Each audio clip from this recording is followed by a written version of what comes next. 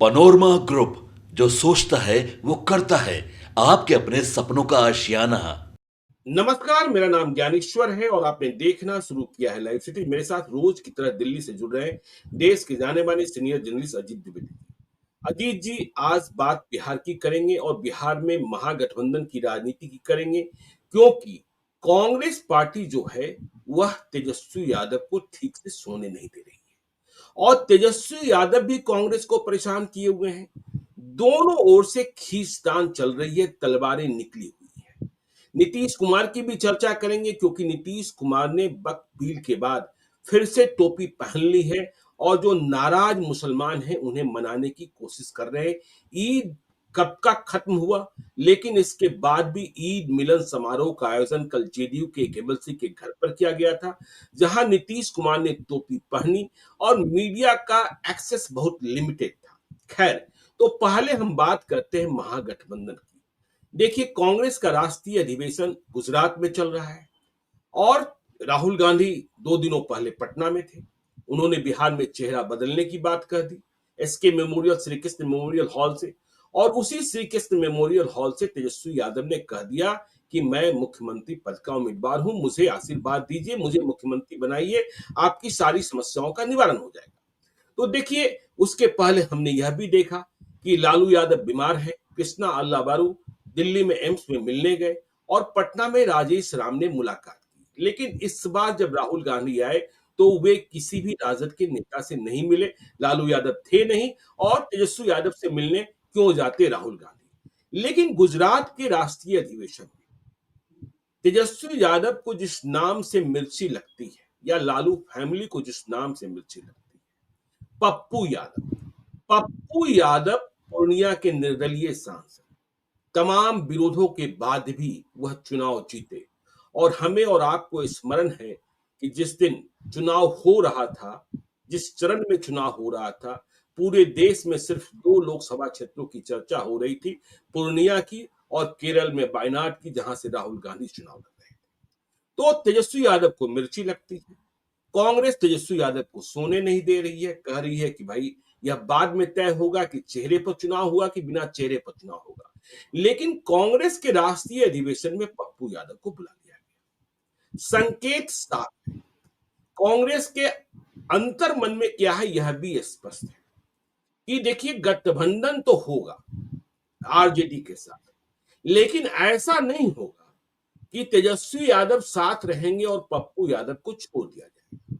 लोकसभा चुनाव के दौरान भी आपने तनातनी देखी थी। कांग्रेस पूर्णिया की सीट चाहती थी, लेकिन आरजेडी ने नहीं दिया था और बीमा भारती को चुनाव लड़ा दिया था। बीमा भारती की जमानत जब्त हो गई, जबकि तेजस्वी यादव 4 दिनों तक 40 विधायकों के साथ वहां जमे हुए थे। तो कांग्रेस जो बात कर रही है ओबीसी राजनीति की, ईबीसी राजनीति की, एससी एसटी राजनीति की, वह इस बात को समझती है कि हर जाति के लिए हमें चेहरा चाहिए। और यदि तेजस्वी यादव बिदक जाएंगे तो यादव राजनीति में चेहरा कहां। देखिए, सवन राजनीति में उनके पास चेहरा है। अखिलेश प्रसाद सिंह हैं, मदन मोहन झा हैं, भाई आप राजपूतों में भी बात कर लेंगे, निखिल कुमार हैं, दूसरे भी कई नेता हैं। यदि आप राम पॉलिटिक्स की बात कर ले तो राजेश राम बना ही दिए गए हैं। लेकिन यादव पॉलिटिक्स, जब ओबीसी और ईबीसी की राजनीति को साधा जाना है तो पप्पू यादव की जरूरत भी है। और सीमांचल और कोसी में पप्पू यादव के महत्व को कांग्रेस समझ रही है। कांग्रेस को शायद इस बात का एहसास है कि पूर्णिया, किशनगंज, कटिहार में जो जीत मिली उसमें पप्पू यादव की कुछ ना कुछ भूमिका है। पूर्णिया में स्वयं जीते, कटिहार और किशनगंज में कांग्रेस जीती। और कांग्रेस यह भी समझती है कि यदि पप्पू साथ होते तो अररिया में भी जीत मिल जाती। फिर किस तरीके से महागठबंधन को, इंडिया ब्लॉक को मधेपुरा में, सहरसा में, वह मधेपुरा जिसके बारे में कहा जाता है रोम पोप का, मधेपुरा गोप का, वहां टिकट के उम्मीदवार, वो उम्मीदवार तलाशने में जिस तरीके की मशक्कत हुई थी, तो पप्पू यादव को कांग्रेस ने बुला लिया और नीतीश कुमार ने टोपी पहन ली। बारी बारी से दोनों प्रकरणों पर अजीत जी आपकी टिप्पणी। देखिए ज्ञानेश्वर जी, एक तो इस बात को जो आपने कहा ना, आपने काफी अच्छी भूमिका उसकी बता दी है कि जो कांग्रेस क्या सोच रही है, क्या पॉलिटिक्स कांग्रेस को करना है। लेकिन ये सिर्फ बिहार के संदर्भ तक सीमित नहीं है। पप्पू यादव बिल्कुल। की जो राजनीति कांग्रेस पार्टी को करनी है वो सिर्फ बिहार तक सीमित नहीं है। उस हम लोगों ने देखा कि कैसे उन्होंने झारखंड में जाकर के चुनाव प्रचार किया। दूसरा, कौन नेता है बिहार में, के कितने नेता हैं जिनको झारखंड में कोई प्रचार के लिए बुला रहा है या जिनकी कोई आइडेंटिटी है वहां। महाराष्ट्र और दिल्ली कौन में आदमी भी प्रचार करने आया, राजधानी दिल्ली में चुनाव हुआ तो कौन आदमी प्रचार करने आया जिसको कोई बुला रहा हो। मुंबई में किसको बुला रहा है कोई आदमी महाराष्ट्र में प्रचार करने के लिए। तो कांग्रेस पार्टी की मतलब पप्पू यादव की पॉलिटिक्स पर को मतलब थोड़ा बारीकी से समझने के लिए कि कांग्रेस उनको किस तरह से हैंडल करना चाह रही है इस मामले को, बिल्कुल हम लोग सबसे पहले इस बात को ध्यान रखें जो कि कल बैठक हुई, मतलब 2 दिन का कांग्रेस का अधिवेशन है जो अहमदाबाद में हो रहा है, और 64 साल के बाद गुजरात में कांग्रेस अपना अधिवेशन कर रही है सरदार पटेल की 150वीं जयंती के दिन। तो एक तो सरदार पटेल की लीगेसी रिक्लेम करनी है कांग्रेस पार्टी को, और ये कल से इस बात को एट लेंथ में मल्लिकार्जुन खड़गे ने भाषण दिया और कांग्रेस ने एक रिजोल्यूशन अडॉप्ट किया जिसमें ये कहा गया कि नेहरू और सरदार पटेल के रिश्ते कितने अच्छे थे, कितनी शानदार उनकी केमिस्ट्री थी, दोनों कैसे एक दूसरे को के पूरक थे, कैसे एक दूसरे के का सम्मान करते थे और काम करते थे। मतलब जो झगड़ा लगाया गया है, जिस झगड़े की बात कही जाती है वो फिक्स मतलब वो काल्पनिक है। तो सरदार पटेल क्यों? सरदार पटेल इसलिए क्योंकि कांग्रेस पार्टी उस मतलब सरदार पटेल भी क्यों और पप्पू यादव भी क्यों, उसको समझने का सूत्र मिलता है कल जो कांग्रेस पार्टी की विस्तारित कार्य समिति की बैठक हुई जिसमें 158 लोग आमंत्रित किए गए थे और 20 आदमी नहीं पहुंचे। उसमें 138 आदमी पहुंचे थे जिसमें एक प्रियंका गांधी भी थी, वो नहीं पहुंची, बाहर है वो देश के। लेकिन जो 138 आदमी पहुंचे उनके बीच भाषण देते हुए राहुल गांधी ने कहा कि हम लोग सारी राजनीति करते रहे दलित की, सवर्ण की और अल्पसंख्यक की, और हम लोगों ने पिछड़ों को छोड़ दिया, पिछड़ों को हम भूल गए तो पिछड़ों ने भी हमको छोड़ दिया। ये बात बहुत कैटेगोरिकली राहुल गांधी ने कही कि दलित, मुसलमान और सवर्ण की राजनीति करते रहे, जो हम लोग जानते हैं कि कांग्रेस का कोर वोट यही माना जाता था कि दलित, ब्राह्मण और मुसलमान, तो हमको पिछड़ों ने छोड़ दिया क्योंकि हमने भी पिछड़ों को छोड़ दिया। तो यहाँ से सूत्र मिलते हैं जो राहुल गांधी का सूत्र है कि पिछड़ों की राजनीति करनी है। उन्होंने कल बहुत जोर दे करके कहा कि हम लोगों पर भले मुस्लिम परस्त होने का आरोप लगे लेकिन मुसलमान की बात करनी है और पिछड़ों की बात करनी है, पिछड़ों को नहीं छोड़ना है। तो पिछड़ों को नहीं छोड़ने की राजनीति जब कांग्रेस करेगी तो उसको हर राज्य में पिछड़े चेहरे की जरूरत होगी, मजबूत पिछड़े चेहरे की जरूरत होगी, जिसके साथ पिछड़ी जातियां आइडेंटिफाई कर सकती हो या एक पिछड़ी जातियों का बड़ा समूह जिसके साथ आइडेंटिफाई कर सकता हो। तो ये एक बेस बात हो गई। इसी राजनीति के तहत सरदार पटेल की लीगेसी रिक्लेम की जा रही है। अभी उसके अभी ये कोशिश नहीं हुई है कि हमको लाल बहादुर शास्त्री की भी तो लीगेसी छीन रही है बीजेपी, और नेताजी सुभाष चंद्र बोस की भी तो लीगेसी छीन रही है, पंडित मदन मोहन मालवीय और गोविंद वल्लभ पंत की भी तो लीगेसी छीन रही है, लेकिन उस पर अभी फोकस नहीं है। फोकस सरदार पटेल पर। सरदार पटेल की 150वीं जयंती है, उस मौके पर गुजरात में जाकर के कार्यक्रम हुआ, सरदार पटेल की प्रतिमा पर जाकर के माला चढ़ाई गई, तमाम चीजें हुई हैं कि सरदार पटेल हमारे थे, आप बीजेपी वाले उनको जबरदस्ती छीन रहे हैं। तो सरदार पटेल आज की तारीख में एक पिछड़ा राजनीति के भी आइकॉन बन गए। वो सरदार है, भारत के सरदार है, इस देश के सरदार है। हम लोग गर्व से कहते हैं कि देश के सरदार है, जिन्होंने इस देश के 580 जो देशी रियासतें थी उनको मिलाया, एक किया। आज भारत को जिस भौगोलिक और सांस्कृतिक और धार्मिक और राजनीतिक एक इकाई के रूप में हम लोग देखते हैं, उसमें बड़ा योगदान है उनका। लेकिन आज की जो पिछड़ी जातियों की राजनीति है उसमें भी एक बड़े आइकॉन के तौर पर वो इस्टेब्लिश हैं। वैसे ही जैसे दलित राजनीति के आइकॉन के तौर पर भीमराव अंबेडकर इस्टेब्लिश्ड है और दूसरे लोग भी अलग अलग जगहों पर जिस तरह से इस्टेब्लिश्ड है। तो इसलिए भी कांग्रेस सरदार पटेल की लीगेसी चाहती है। ये एक बड़ी तस्वीर हो गई।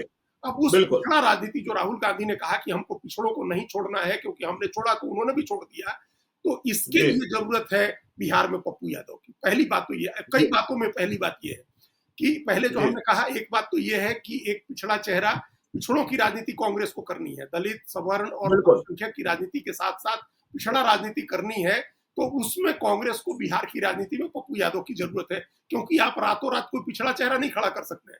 आपने बिहार चेहरे हैं, ब्राह्मण चेहरे हैं, राजपूत चेहरे भी हैं, दलित चेहरा आपने आगे किया हुआ है, पिछड़े चेहरे भी कहीं ना कहीं मिल जाएंगे, लेकिन कोई आइडेंटिटी नहीं, ऐसी आइडेंटिटी का चेहरा नहीं मिलेगा जिसको एकदम से एलिवेट हो जाए पार्टी की तो उस नाते आपको पिछड़ा राजनीति करनी है। सिद्धांत लेवल पर, अगर सिद्धांत के स्तर पर आपने ये स्वीकार किया कि पिछड़ा राजनीति करनी है, पिछड़ों को नहीं छोड़ना है, तो पिछड़े चेहरे की जरूरत है। उस जरूरत को पप्पू यादव पूरा करते हैं। दूसरी बात जो पहले कह दी है कि एक चेहरा पप्पू यादव का ऐसा है जिसको आप झारखंड में भी इस्तेमाल कर सकते हैं, जिसको दिल्ली में भी इस्तेमाल कर सकते हैं, जिसको आप हरियाणा में भी इस्तेमाल कर सकते हैं, महाराष्ट्र में भी, मध्य प्रदेश में भी, राजस्थान में भी, सब जगह नॉर्थ इंडिया के कि हिंदी पट्टी पहचान के मोहताज नहीं है, बिल्कुल बिल्कुल। आप हर जगह उनको ले जा सकते हैं और जहां जाएंगे वहां 200 500 1000 आदमी उनके नाम से भी जुट सकता है, वो जुटा सकते हैं। बिल्कुल। दूसरे, वो जो राजनीति करते हैं अपने संसाधन से करते हैं। उनको, जैसे हम लोगों ने देखा कि अखिलेश प्रसाद सिंह प्रदेश अध्यक्ष रहते, अपने संसाधन से उन्होंने कांग्रेस को खड़ा किया। तो पप्पू यादव भी अगर कहीं आप भेजेंगे भाषण देने के लिए, तो वो आपसे हवाई जहाज का टिकट और रिम्यूनरेशन नहीं मांगते हैं। नहीं, वो तो रोज बांटते ही रहते हैं ना, तो रोज रोज बांटते बांटते ही हैं। रहते हैं। तो आप हाँ, मतलब देखिए, कोई नेता यदि बांटते हुए दिखाई पड़ता है, हाँ जो जमा करता हुआ दिखाई नहीं पड़ता है, हाँ, तो वो पप्पू यादव पप्पू है। यादव है। आज भी बहन का घर है पटना में, हाँ 2 कमरे का फ्लैट है, और 6 बार के सांसद रह चुके हैं। हाँ, और देखिए, दिल्ली में जो बंगला मिला है, उसे फिर से वह सेवाश्रम सेवाश्रम बनाने जा रहे हैं, बनाएंगे। हाँ जहाँ मरीज ही रहेंगे, और वो मरीज रहेंगे जो कैंसर ग्रस्त होंगे, जिन्हें ब्रेन स्ट्रोक होगा, जो किडनी की बीमारी होगी। और पप्पू कहते भी हैं कि उन्हीं के साथ रहना, उन्हीं के साथ खाना मुझे अच्छा भी लगता है। उनके इलाज से यदि वे स्वस्थ हो जाते हैं, तो उन्हें तसल्ली भी मिलती है। हाँ, तो अब ऐसी राजनीति करने वाला व्यक्ति, अब मान लीजिए कि कृष्णा अलावरू की तरह वो राजनीति की नौकरी तो नहीं कर रहे हैं। कृष्णा अलावरू तो नौकरी कर बिल्कुल। रहे हैं कांग्रेस पार्टी की, जिनको जी। मौर्या होटल में ठहरने के लिए जगह दिया जाता है और 1.5 लाख रुपए का महीना कांग्रेस की तरफ से मिलता है। उनको पटना बिल्कुल। जाना है तो उनकी हवाई जहाज की टिकट कटाई जाती है कांग्रेस पार्टी की तरफ से। तो हुँ। वो तो नहीं करना है ना। पप्पू यादव को आप देश में कहीं भी भेजेंगे तो अपने संसाधन से जा करके वो प्रचार भी करेंगे, दूसरे लोगों की मदद भी करके आएंगे वहां से। तो एक जी। चेहरा पहचान, जो पूरे नॉर्थ इंडिया में आपको कोई जरूरत नहीं है पहचान दिखाने की।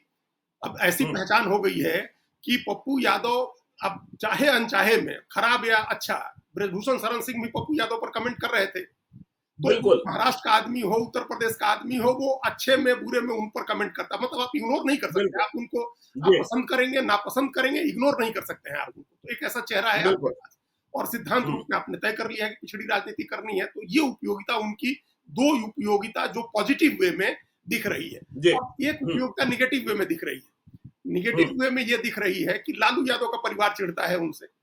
तो बिल्कुल। वो कांग्रेस पार्टी को एक ऐसा चेहरा भी चाहिए है जो, जिससे लालू यादव के परिवार पर भी एक तरह का दबाव बना रहे, एक तरह बिल्कुल, का। संतुलन बनाया जा सके। हाँ, तो कांग्रेस हुँ। पार्टी अब ये वो राजनीति नहीं करना चाह रही है कि आरजेडी के सामने सरेंडर हो और आरजेडी हुँ। के हिसाब से हम पॉलिटिकल एजेंडा तय करें, आरजेडी के हिसाब से हम अपने प्रचारक तय करें, आरजेडी के हिसाब से कैंडिडेट तय करें। वो राजनीति नहीं करना चाह रही है कांग्रेस। हाँ, कांग्रेस इंडिपेंडेंट होकर पार्टी तो कांग्रेस करना कहेगी चाह ना जी, कांग्रेस पार्टी तो कहेगी लालू फैमिली को, आपने इतना विरोध किया, हाँ, आपके 40 विधायक वहाँ बिल्कुल। जमा रहे, स्वयं तेजस्वी यादव जमा रहे, आपने हमें टिकट नहीं देने दिया।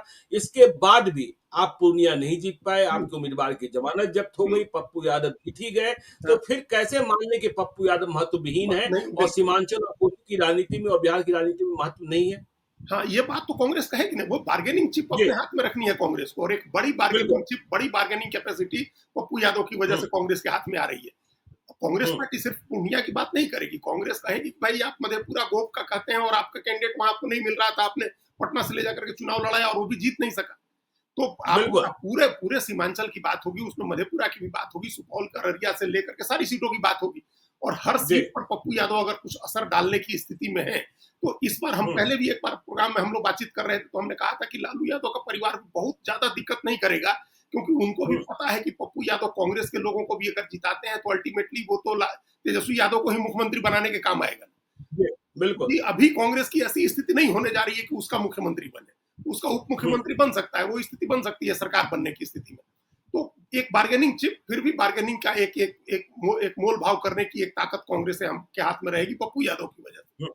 बिल्कुल। उनकी चौथी उपयोगिता ये है कि सीमांचल के इलाकों में अगर कांग्रेस सीटें लेती है, तो कांग्रेस को जो भी सीट मिलेगी उनकी जीतने की गारंटी मेहनत करके पप्पू यादव इंश्योर करेंगे कांग्रेस। बिल्कुल, बिल्कुल। वो महागठबंधन के लिए करेंगे, सबके लिए भी करेंगे, हुँ। लेकिन चूंकि वो कांग्रेस उनको महत्व दे रही है, कांग्रेस ने बड़े सम्मान एहतराम के साथ उनको अगर अहमदाबाद में अपने अपने बड़े 84वें अधिवेशन में आमंत्रित किया, जो 64 साल के बाद गुजरात में हो रहा था, सरदार पटेल की 150वीं जयंती पर हो रहा था, वहां अगर आमंत्रित किया उनको इतने एहतराम के साथ, तो उनके मन में भी होगा कि कांग्रेस हमको महत्व दे रही है। और कांग्रेस के दोनों जो बड़े नेता हैं, शीर्ष नेता है, राहुल गांधी और प्रियंका गांधी, वाड्रा से सीधा एक्सेस है हमारा, तो वो भी जी जान लगाएंगे कांग्रेस के कैंडिडेट को जिताने के लिए। तो कांग्रेस के लिए ये विन विन सिचुएशन है। विन विन सिचुएशन इस नाते है कि कांग्रेस पप्पू यादव के नाम पर आरजेडी से बार्गेन करके ज्यादा सीटें भी ले सकती है, और दूसरा ज्यादा सीटें लेगी तो उसमें जीतने की संभावना भी पप्पू यादव बना सकते हैं कांग्रेस पार्टी के कैंडिडेट की। तो ये कांग्रेस के लिए पप्पू यादव को साथ रखना और उनको महत्व देना, ये विन विन सिचुएशन है। कांग्रेस को इसमें कुछ भी नुकसान और नहीं पप्पू है। यादव ऐसे नेता हैं सीमांचल में, कोसी में या बिहार में, जिन्हें न टोपी से परहेज है न तिलक हाँ, से नहीं परहेज। परहेज है। वो हाँ, ईद मिलन पार्टी भी करते हैं और रामनवमी की शोभा रामनवमी, यात्रा में भी शामिल बिल्कुल हो जाते रामनवमी हैं की हाँ, खुले तौर पर। और लोग किसी में बनावटी नहीं देखते हैं। मतलब ये नहीं देखते हैं जी, कि आप ईद की टोपी पहन रहे हैं तो वो कोई नाटक कर रहे हैं, या रामनवमी में जा रहे हैं, भगवा झंडा लहराया जा रहा है, तब आप नाटक कर रहे हैं। हुँ, और हर समुदाय के लोग, हर वर्ग के लोग उनके यहाँ आते हैं जिनका वो इलाज कराते हैं। तो ये आइडेंटिटी बिल्कुल। नहीं है। बहुत सारे नेताओं की ऐसी आइडेंटिटी है कि वो टोपी पहनेगा तो लगेगा कि बनावटी है। पप्पू यादव के साथ ऐसा हुँ, नहीं होता है। तो कांग्रेस के पास हुँ, ये भी एक इस तरह का जो सेकुलर राजनीति कांग्रेस को करनी है। अगर राहुल गांधी कह रहे हैं कि मुस्लिम परस्त होने का आरोप लगता है तो लगे, लेकिन हम लोग मुसलमान की बात करना नहीं छोड़ेंगे, तो उस राजनीति के लिहाज से भी पप्पू यादव फिट बैठते हैं। तो तो इसका आशय ये हुआ ना अजीत जी कि पप्पू यादव के भी कुछ लोगों का जो उनके साथ निष्ठा के साथ जुड़े रहे हैं, जब उन्होंने पार्टी खत्म कर दी, निर्दलीय चुनाव लड़े, एमपी बन गए, तो उनके भी कुछ लोगों को टिकट मिल सकता है कांग्रेस की ओर से और महागठबंधन के उम्मीदवार वह बन सकते हैं 2025 के उम्मीदवार में, 2025 के चुनाव में। निश्चित रूप से मिल सकता है, निश्चित रूप से, चूंकि जी, कांग्रेस अगर उनका इस्तेमाल करना चाह रही है, तो बिल्कुल। इस्तेमाल करना चाह रही है, तो वहां फिर आप ये नहीं हो सकता कि सिर्फ आप इस्तेमाल करें उनका और उनको कोई लाभ नहीं। भाई आपने हुँ, तो उनको कोई लाभ नहीं दिया सिवाय इसके कि राहुल गांधी उनके वहां कैंपेन करने नहीं गए। बिल्कुल। हालांकि ये अगर राहुल गांधी भी जाकर के बीमा भारती के लिए कैंपेन कर रहे होते तो जरूरी नहीं था कि बीमा भारती को 1000-2000 हुँ, हो सकता है वोट बढ़ जाता, उससे ज्यादा कुछ फर्क नहीं हुँ, पड़ने वाला था वहां। जी, लेकिन राहुल हुँ, गांधी नहीं गए, तो ये एक उनके प्रति सद्भावना। सद्भावना है जो उन्होंने दिखाई। जी, तो हुँ, लेकिन जब पॉलिटिकल हार्ड बार्गेनिंग होगी, जब मटेरियल चीजों की बार्गेनिंग होगी, टिकटों की बार्गेनिंग होगी, जिसके लिए 5 साल जी, लोग इंतजार करते हैं, चुनाव होता है, तो वहां हुँ, पप्पू यादव सद्भाव खाली नहीं दिखाएंगे कि आप हमको बहुत महत्व दिए, बड़ा सम्मान आप लोग देते हैं, तो इसलिए हम आपके साथ काम बिल्कुल। करेंगे। उनको हुँ, टिकट चाहिए होगा और वो कांग्रेस पार्टी को हुँ, देना होगा। देने में कोई दिक्कत भी नहीं होगी, क्योंकि फिर उन सीटों पर कांग्रेस को ज्यादा सिरदर्दी नहीं रहेगी। हालांकि फिर ये जी, अलग चीज है कि उन सीटों पर भीतरघात आरजेडी के लोग करेंगे, पप्पू तेजस्वी यादव का परिवार कर सकता है, लेकिन नहीं करना हुँ, चाहिए, क्योंकि मुख्यमंत्री तेजस्वी यादव को बनना है, अभी तक की जो स्थिति है। अब बिल्कुल, उसमें एक बिल्कुल। बात जो हमारी जानकारी में थी ज्ञानेश्वर जी, वो चर्चा ये चल रही थी कि कांग्रेस को पप्पू यादव और कन्हैया कुमार में से एक को चुनना होगा, क्योंकि अच्छा। हाँ, एक को चुनना होगा। हुँ, और हुँ, कांग्रेस ने मोटे तौर पर कन्हैया को चुन लिया है, क्योंकि उनको हुँ, लॉन्च किया गया, उनकी यात्रा शुरू कराई गई और राहुल गांधी उनकी यात्रा में भी गए। तो कांग्रेस ये हुँ, चाह रही है कि मतलब लालू यादव को दबाए भी, लालू यादव पर एक प्रेशर भी हुँ, डाले, लेकिन इतना भी नहीं डाले कि टूट जाए। तो बिल्कुल। ये इतना प्रेशर, उतना ही प्रेशर डालना है जितना बर्दाश्त कर सकते हो। तो हुँ, अगर दो लोगों से उनको चिढ़ है, मान लीजिए दो लोगों से मिर्ची हुँ, लगती है, या दो लोगों का विरोध करना है, कन्हैया कुमार और हुँ, पप्पू यादव का, तो दोनों में से हुँ, किसका कम विरोध है, किसको साथ हुँ, लेने पर कम नाराजगी होगी, तो उसको साथ लेते हैं, दूसरे को दूर रखते हैं। अभी ये बिल्कुल। कल के पहले तक की एक बात थी जो कांग्रेस के जी, लोगों ने कही थी, कांग्रेस के बजाबता केंद्रीय नेतृत्व के लोगों ने कही थी कि अगर दोनों में हुँ, से एक को चुनने की बारी आएगी तो हम लोग कन्हैया को चुनेंगे, एक तरह से ये मैसेज। हुँ, लेकिन तब जब कांग्रेस पार्टी ने बुला लिया पप्पू यादव को अपने अधिवेशन में, राष्ट्रीय अधिवेशन में, तो इसका बिल्कुल। मतलब है कि अब उससे कांग्रेस एक स्टेप आगे बढ़ गई है। अब इस डायलेमा में नहीं है कि दोनों में से किसी एक को चुनना है। कांग्रेस दोनों को हाँ, साथ लेकर के चलने की सोच में अब आ गई है कि दोनों को साथ मगर लेकर। कन्हैया कितना वोट बढ़ा सकते हैं या कितना वोट घटा सकते हैं, इसकी परीक्षा अभी होनी है कि हाँ, कन्हैया के नाम पर कितना वोट मिल जाएगा। और पप्पू यादव कई बार चुनाव जीते हैं, अपने बूते चुनाव जीते हैं और कई चुनावों को उन्होंने प्रभावित करके दिखाया है। इसलिए यह तुलना तो होगी और कांग्रेस को भी यह बात समझ में आएगी। खैर चलिए, नहीं, तो ये यह बात पप्पू समझ में यादव आई है कांग्रेस जी, को, ये बात समझ जी, में आई है ज्ञानेश्वर जी, तभी ये जिद छोड़ी है लोगों ने, या इस सिद्धांत से आप अलग हटे हैं कि दोनों में से एक को चुनेंगे। तो आप दोनों को लेकर के भी चल सकते हैं, ये बात हो रही है कि दोनों को लेके चल सकते हैं, और उसमें जी। चुनाव के लिहाज से बेटर आपका ऑप्शन पप्पू यादव ही है, मतलब चुनाव के लिहाज से। बाकी बिना चुनाव के राजनीति करने के लिए तो ठीक ही है कन्हैया। चलिए, तो देखिए अब हम लोग चलते हैं, बात करते हैं नीतीश कुमार की। नीतीश कुमार ने फिर से टोपी पहन ली है। देखा ही आपने कि वक्फ बिल पर किस तरीके से जेडीयू बीजेपी के साथ खड़ी हो गई और बीजेपी से कमतर नहीं, उतना ही एग्रेसिव रही और जिस तरीके से लोकसभा में साथ दिया, ललन सिंह का भाषण भी आपने सुना था। और इसके बाद मुसलमान नेताओं का या मुसलमान समाज में जेडीयू को लेकर जो भावना फैली, इसकी चिंता भी नीतीश कुमार को हुई। नीतीश कुमार ने, याद होगा कि रोजा के दौरान इफ्तार पार्टी दिया था और कई मुस्लिम संगठनों ने बहिष्कार किया था, वहीं से राजनीति शुरू हो गई थी। और वक्फ बिल जब लाया जाना था, इसके विरोध में पटना में, दिल्ली में, हैदराबाद में धरना हुआ था, जिसमें जेडीयू की ओर से तो कोई नहीं गया, लेकिन आरजेडी की ओर से लालू यादव, तेजस्वी यादव सब शामिल हुए थे। और जब बिल पास हो गया, अब तो कानून भी बन गया है, असंतोष साफ दिख रहा था। जेडीयू के मुस्लिम नेता भी सामने आने से फिर इमारत सरिया की राजनीति भी हो गई, पुलिस को दखल देना पड़ा। अफजल अमानुल्लाह, जो बहुत ही सीनियर आईएएस प्राधिकारी रहे हैं, वह कह रहे हैं कि देखिए, सरकार के सहयोग से इमारत सरिया, जो सबसे पवित्र और जो सबसे बड़ी संस्था है, वहां पुलिस पहुंची है, और जिन लोगों ने पहुंचाया है वे मुस्लिम विद्रोही हैं। अब देखिए, इशारों इशारों में देखिए अशफाक करीम और खालिद अनवर ये सब नाम लिए जा रहे हैं। वो अशफाक करीम जो जिन्हें लालू यादव ने भेजा था राज्यसभा में, फिर टिकट नहीं दिया तो वो आ गए जेडीयू में। और ये वो अशफाक करीम है जिनके यहाँ नीतीश कुमार की पुलिस ने छापा मारा था। मनु महाराज तब सीनियर एसपी थे और रुपयों के पलंग पर सोए हुए पाए गए थे। एडमिशन धांधली की बात हुई थी। अब यह महनार में, माफ कीजिएगा, महुआ में घूम रहे हैं, टिकट के लिखा है। तो मुसलमानों में गुस्सा, क्योंकि नीतीश कुमार कहते हैं हम सबके हैं, हमने जितना मुसलमानों के लिए किया है दूसरा किसने किया है। तो कल खालिद अनवर, जो इमारत सरिया की पहल से ही विधान पार्षद बने थे, एक अखबार के मालिक थे, उनके बंगले पर, सरकारी बंगले पर ईद मिलन समारोह का आयोजन किया गया। ईद तो 31 मार्च को ही था, तो इतने दिनों के बाद। और फिर बैकड्रॉप ऐसा लगाया गया जैसे बिल्कुल मस्जिद के आगे आप यह समारोह हो रहा है। और नीतीश कुमार ने वहां टोपी पहनी। देखिए, नीतीश कुमार के आजू बाजू तो वही लोग ही थे, विजय कुमार चौधरी, अशोक चौधरी और संजय झा, जो लोग रहते हैं। लेकिन टोपी पहनना, गमछा पहनना, और नीतीश कुमार ने यह संदेश देने की कोशिश की। मीडिया का बहुत लिमिटेड एक्सेस था। तो नीतीश कुमार की चिंता बढ़ गई है, या नीतीश कुमार यह समझ रहे हैं कि कुछ एक्सेस हो गया है जो हमारे नेचर और सिग्नेचर के खिलाफ था। देखिए ज्ञानेश्वर जी, दोनों बातें हैं इसमें। एक बात तो ये भी है कि, और इसको अदर वे राउंड भी आप देख सकते हैं। अदर वे राउंड पहले देखते हैं। पहले जो हमारे दिमाग में जो इसमें जो दूसरी तरफ से देखने पर जो बात आती है, बिहार के मुसलमानों में भी कहीं ना कहीं एक ये धारणा बनी है, जिस तरह से विरोध हुआ नीतीश कुमार का, जिस तरह से उनके खिलाफ मोर्चा खोला गया, उनके इफ्तार दावत का बहिष्कार किया गया, उनकी पार्टी से लोगों ने छोड़ना शुरू किया। उसके बाद मुस्लिम समाज के मन में कहीं ना कहीं, उसके जो बौद्धिक लोग हैं और राजनीतिक लोग हैं, उनको ये बात समझ में आई कि एनडीए के साथ बीजेपी का शासन आज देश में है, और बिहार में भी एनडीए हो सकता है कि चुनाव जीत भी जाए। तो ऐसे में एकमात्र सेतु नीतीश कुमार है जिस एनडीए में, उस सेतु को नहीं तोड़ना है, उस ब्रिज को नहीं जलाना है। आप सारे पुल नहीं तोड़ सकते हैं, आप सारे ब्रिज नहीं जला सकते हैं, क्योंकि आपको उसी समाज में रहना है और सरकार से आपको 10 तरह के मदद की दरकार होती है। तो मुस्लिम समाज को भी ये बात समझ में आई है कि नीतीश कुमार वो आखिरी ब्रिज हैं जिनसे आप, अगर बीजेपी का भी मुख्यमंत्री बिहार में बनता है तो उससे भी जुड़ सकते हैं, एनडीए की सरकार बनती है उससे तो आप जुड़े ही रह सकते हैं, केंद्र में भी जो सरकार है उससे भी आप जुड़े रहेंगे।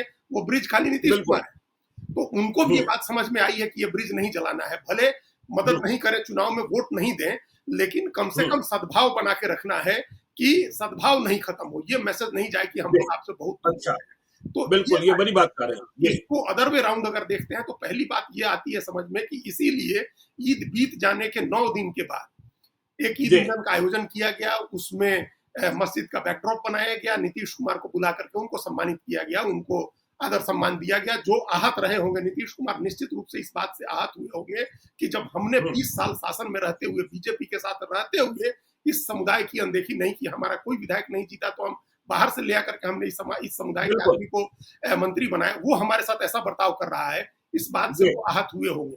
तो उनकी आहत भावनाओं पर मरहम लगाना, उनको उनके प्रति एक सद्भाव दिखाना, ये मुस्लिम समाज के मन में आया होगा। हमको लगता है कि इसलिए भी एक आयोजन हुआ। और नीतीश कुमार भी इस बात को कोई की गांठ उन्होंने नहीं बांधी कि हमारी पार्टी छोड़ के लोग जा रहे हैं, मुस्लिम लोग हमसे नाराज हो गए, वो भी आए, क्योंकि उनको भी एक ऑप्टिक्स के लिए, एक जो आजकल क्या है कि पॉलिटिक्स जो है ना ज्ञानेश्वर जी, वो भी एक परफॉर्मिंग आर्ट्स बन गया है। परफॉर्मेटिव पॉलिटिक्स जो है ना, ज्यादा लोग देखते हैं कि किसका परफॉर्मेंस कैसा रहा, कहाँ किस स्टेज पर दिखे, किस रूप में दिखे, किस भूमिका में दिखे।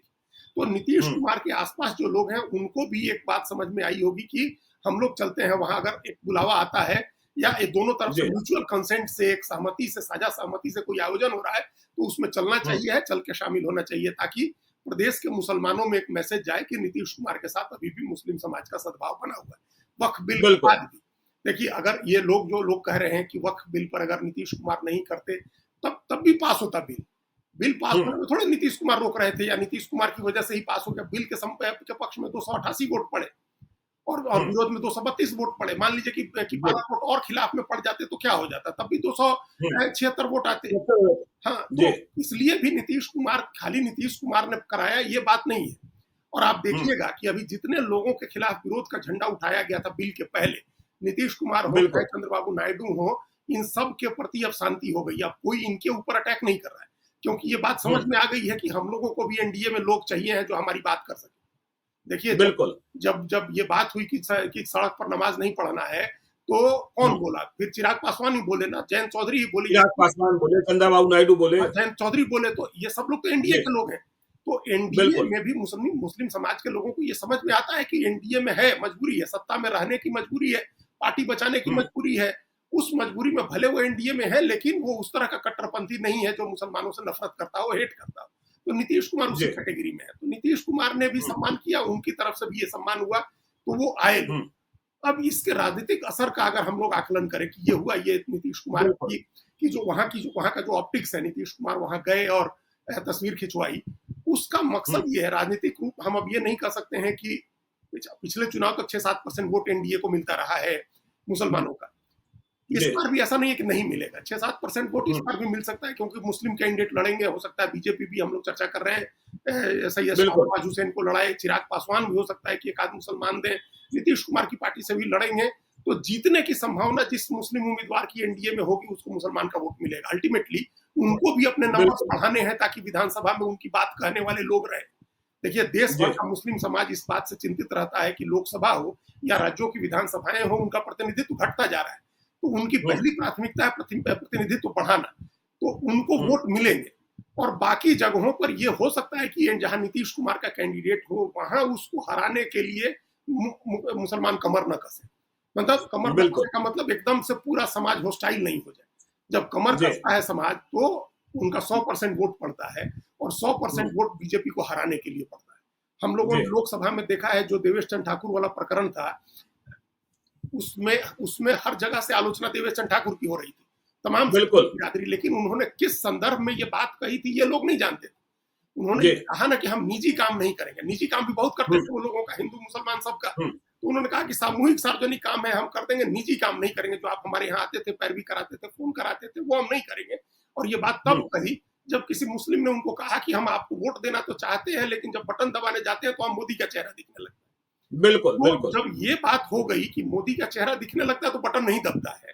तो ये तो बीजेपी के साथ विधानसभा में भी होगा, लोकसभा में तो जेडीयू के साथ भी हो गया, देवेश चंद्र ठाकुर जैसे सेकुलर व्यक्ति के साथ हो गया जो सबके लिए काम करते हैं। तो ये बात तो एनडीए के हर कैंडिडेट को मान के चलना है। लेकिन इस तरह का सद्भाव दिखाना, इस तरह का ऑप्टिक्स क्रिएट करना, इस तरह से मुस्लिम समाज के बीच में बैठ करके उनकी टोपी पहनना, गमछा ओढ़ना, इसका एक मैसेज ये है कि जेडीयू के लिए स्टेट की पॉलिटिक्स में कम से कम, लोकसभा की पॉलिटिक्स अलग है, वहां चूंकि नरेंद्र मोदी को प्रधानमंत्री बनाने के लिए वोटिंग हो रही थी, स्टेट की पॉलिटिक्स में कुछ हॉस्टिलिटी कम हो जेडीयू के लिए, कुछ नाराजगी, कुछ गुस्सा जेडीयू के लिए कम हो, जेडीयू के लिए कमर कस के नहीं हराया जाए। तो ये फायदा ये सोचा होगा मतलब जेडीयू के लोगों ने। उनके यहाँ भी तो रणनीतिकार है। मान लीजिए नीतीश कुमार आज सोचने समझने और उसकी स्थिति में नहीं दिखाई देते हैं। कई वीडियोज हम लोगों ने नए देखे जिसमें बहुत बेसिक चीज उनको बतानी पड़ रही थी कि आप अब ऐसे करिए, नहीं चीजें समझ रहे हैं मान लीजिए। लेकिन आसपास के जो लोग हैं जो 24 घंटे पॉलिटिक्स करते हैं, उनको तो चीजें समझ में आती हैं। उनको ये बात समझ में आ रही थी कि बीजेपी के साथ रहते हुए भी राजनीति की वो स्वतंत्र और वो धारा बनाए रखनी है जिस धारा के साथ नीतीश कुमार चले हैं। बीजेपी के साथ रहते हुए भी, क्योंकि नीतीश कुमार जब कहते हैं कि हम सबके हैं, तो ये बात उनको, जो उनका वोटर है, अति पिछड़ा वोटर है या पिछड़ा वोटर है, उसको भी इसलिए अपील करती है क्योंकि वो देखता है कि सचमुच नीतीश किसी के साथ पक्षपात नहीं कर रहे हैं, मुसलमान तक के साथ नहीं कर रहे हैं, जबकि बीजेपी के साथ है। तो वो सबके हैं वाला भी एक जो नैरेटिव है पॉलिटिक्स का, उस नैरेटिव को भी बनाए रखना था। मुस्लिम समाज हॉस्टाइल नहीं हो, इसको भी बनाए रखना था। तो इसका असर तो ये हुआ अजीत जी कि आगे आने वाले दिनों में मुस्लिम समाज के लिए, अक़लियत के लिए नीतीश कुमार कुछ बड़ा ऐलान कर सकते हैं बिहार में। बिल्कुल कर सकते हैं। और अब दूसरी बात जो हम कह रहे थे इस पर आते हैं, उसके पहले ये कि बीजेपी के साथ बार्गेनिंग कैपेसिटी नीतीश कुमार को भी अपने हाथ में एक रखनी है। ये दिखाना है कि देखिए अभी तो बीजेपी वाले बहुत खुश हो रहे थे कि मुसलमानों से बिल्कुल। तो पूरी दूरी बनवा दी हम लोगों ने नीतीश कुमार की, बल्कि ये ऑफिशियली एक तरह की बात किसी ने हमको कही, पर्दे के पीछे की जो जानकारी रखने वाले जो ग्रेपवाइन है, जो सब खबरें इस तरह जी। की खोज के ले आते हैं फ्लाई ऑन द वॉल्स, कि हम्म, 4 लोगों को तो बीजेपी ने एक्सपोज कर दिया। अब चंद्रबाबू नायडू हाँ, और बिल्कुल। नीतीश नीतीश कुमार और कुमार जयंत चौधरी, चिराग पासवान, अब ये किस और चिराग मुसलमान पासवान। के बीच जाएंगे? अब ये तो डिपेंडेंट हो गए बीजेपी पर। तो जी, वो डिपेंडेंस भी, अगर कुछ ऐसा मैसेज हो रहा तो उसको भी खत्म करने का मैसेज देना था नीतीश कुमार को, जेडीयू को, कि बीजेपी ये ना बिल्कुल। समझे कि हम मुसलमान के साथ, वो मैसेज दे दिया कि हम जब चाहे तब फिर रास्ता खोल सकते हैं। तो ये जो मैसेज दिया कि हम जब चाहे तब रास्ता खोल सकते हैं, तो बीजेपी को भी अलर्ट किया कि भाई आप ये मत रहिए कि हम आपके ऊपर डिपेंडेंट है हर चीज के लिए। तो ये भी बिल्कुल, एक पॉलिटिक्स थी। और इसी पॉलिटिक्स में आगे जो आपने कहा कि कुछ ऐलान कर सकते हैं, कोई चीज दे सकते हैं, कोई तोहफा दे सकते हैं उनको, और ये जी। चुनाव के पहले हो सकता है कि अगला त्योहार आए मुसलमानों का, उस त्योहार पर कर दें या कभी भी करें, कुछ ना कुछ वो ये शामिल कराएंगे बीजेपी के, बिहार के पॉलिटिकल नेचर को देखते हुए नीतीश कुमार मुसलमानों के लिए, जिससे उनकी बढ़त बीजेपी के ऊपर बार्गेनिंग के और एनडीए के वो बरकरार है। जी, तो चलिए देखिए, नीतीश कुमार की रणनीति और कूटनीति भी समझने की है, और पप्पू यादव कांग्रेस के लिए क्यों जोड़ी है, यह बात हमने समझाने की कोशिश की है। तो आप देखते रहिए लाइव सिटीज को। यदि अब तक आपने हमारे यूट्यूब चैनल लाइव सिटी को सब्सक्राइब नहीं किया है तो जरूर कर लीजिएगा, और यदि इस वीडियो को आप फेसबुक पेज के माध्यम से देखें तो पेज को लाइक कीजिएगा, हैंडल एक्स पर भी हमें फॉलो कीजिए। धन्यवाद।